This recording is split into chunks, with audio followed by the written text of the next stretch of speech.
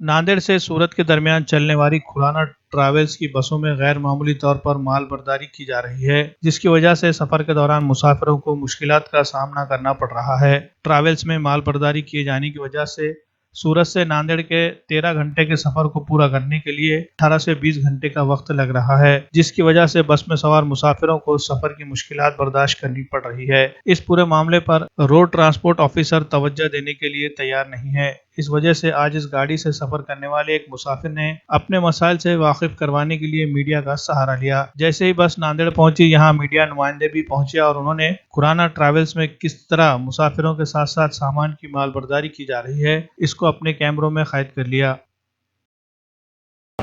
आम्ही सुरतून आलो साहेब, फार इतका 20 तास आणि 21 तास लागले यायला। हां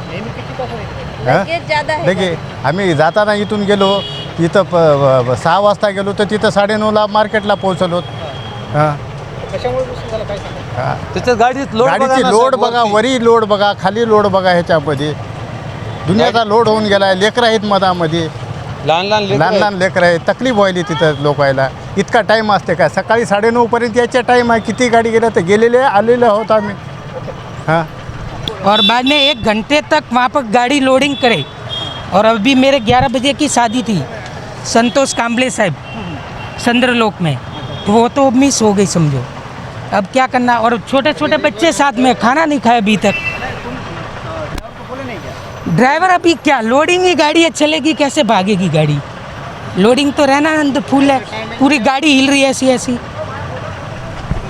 मैं परभनी से शाम को 6 बजे का गाड़ी था और सुबह 10 का टाइमिंग यहाँ का अराइवल का था।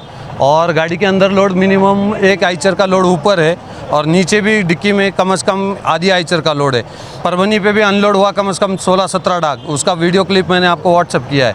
दूसरी बात, बच्चे हैं, टाइमिंग के हिसाब से गाड़ी नहीं पहुंचा। ड्राइवर कितना भी एक्सीलेटर मारो पिकअप नहीं लेता है गाड़ी। एक्चुअल में गाड़ी this is only for transportation और टोटल दिक्कतें हुई है, तो ये प्रशासन ने कुछ करना चाहिए इसके लिए।